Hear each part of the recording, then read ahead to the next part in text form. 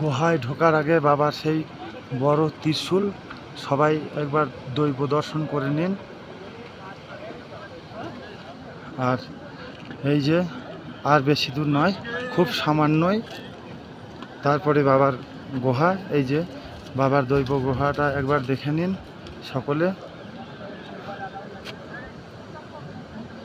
10 দিন পরিশ্রমের পর আমরা শেষ পর্যন্ত বাবার কাছে চলেই আসলাম।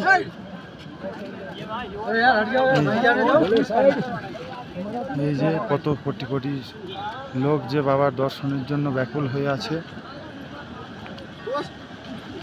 হাজার পরিশ্রমের পরও মানুষ কিছু মনে না করে এগিয়ে আসছে।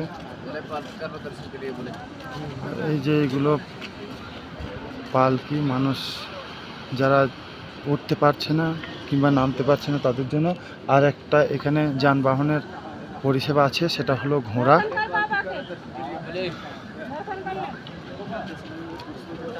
বাবার লিঙ্গ সম্ভবত মোবাইলে তুলতে দেবে না, তার আগে মোবাইল জমা নিয়ে নেবে, তাই বাইরে থেকে গুহাটাকে একবার ক্যামেরা করে নিলাম, আপনারা দেখুন।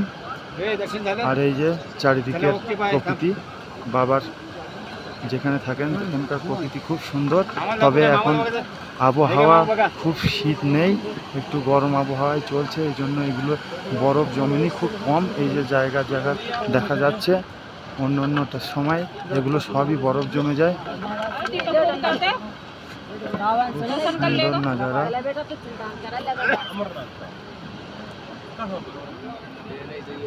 বলো জয় বাবা অমরনাথ কি জয়।